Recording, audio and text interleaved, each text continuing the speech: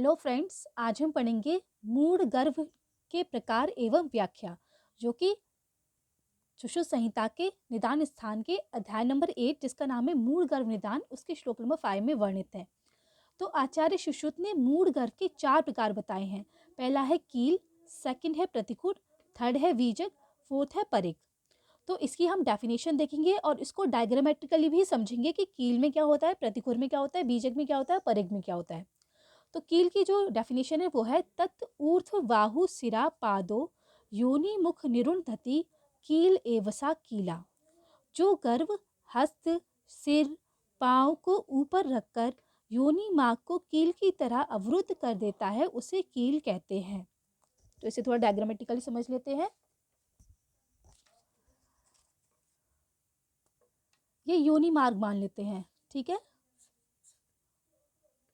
ये योनि मार्ग है। तो योनि मार्ग में जो गर्भ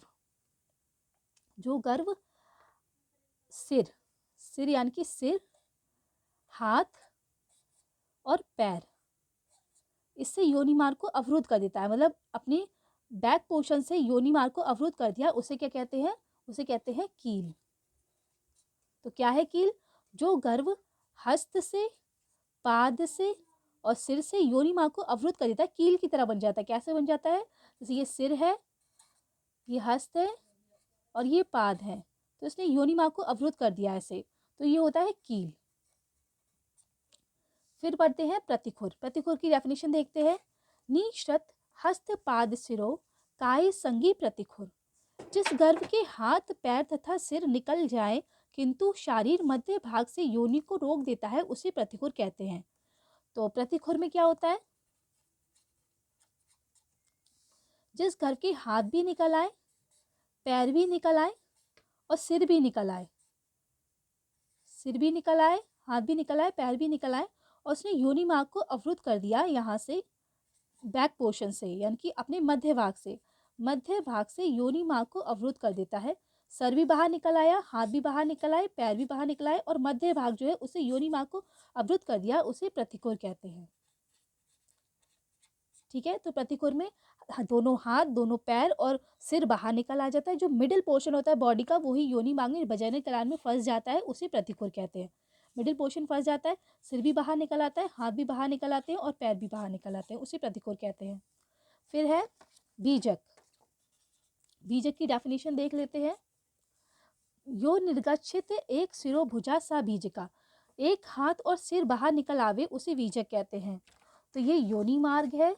योनि मार्ग से एक हाथ और सिर बाहर निकल आता है, दूसरा हाथ और पूरी बॉडी, मिडिल पोर्शन, दोनों पैर अंदर रह जाते हैं, उसे बीजक कहते हैं। बीजक में एक हाथ यानी कि एक भुजा और सिर बाहर निकल आता है, उसे बीजक कहते हैं। बीजक मूढ़ गर्भ कहते हैं। अब देखिए परिग मूढ़ गर्भ। परिग की पहले डेफिनेशन देखते हैं। परिग एव योनि मुख आवृत्ते तिष्ठेत सा परिगा। जो गर्भ परिग की तरह ट्रांसवर्स पोजीशन से आकर योनि मुख को रोक लेता है उसे परिग कहते हैं। तो ये योनि मुख है और जो मूढ़ गर्भ परिग यानी कि ट्रांसवर्स पोजीशन में, ये इसका हेड है, ये इसके हैंड है, ये इसके लेग्स हैं और ट्रांसवर्स पोजीशन में योनि मार्ग को आवृत कर लेता है, उसे परिग कहते हैं। ट्रांसवर्स पोजीशन में यानी कि 90 डिग्री के एंगल पे योनि मार्ग को आवृत कर लेता है, उसे परिग कहते हैं। ठीक गाइस, तो ये थे कील, प्रतिखुर, बीजक और परिग। कील क्या होता है? कील में दोनों हाथ, दोनों पैर और सिर ऊपर की तरफ आवृत हो जाते हैं और योनि मार्ग को बीज की कील की तरह अवरुद्ध कर देता है, उसे कील कहते हैं। प्रतिपुर में दोनों हाथ और दोनों पैर बाहर निकल आते हैं और मध्य भाग से योनि मार्ग को अवरुद्ध कर देता है, उसे प्रतिकूल कहते हैं। और बीजक में एक हाथ और सिर बाहर निकल आता है और दूसरा हाथ और दोनों पैर और मध्य भाग अंदर ही रह जाता है योनि मार्ग के, वजाइनल कैनाल के, उसे बीजक कहते हैं। और परिग में योनि मार्ग को ट्रांसवर्सली 90 डिग्री पे अवरुद्ध कर देता है, तो उसे परिग कहते हैं। तो गाइज ये थे मूढ़ गर्भ के प्रकार एवं व्याख्या एवं उनका डायग्रामेटिकली एक्सप्लेनेशन आचार्य सुश्रुत के अनुसार। Thank you guys, have a nice day. जय हिंद, जय भारत।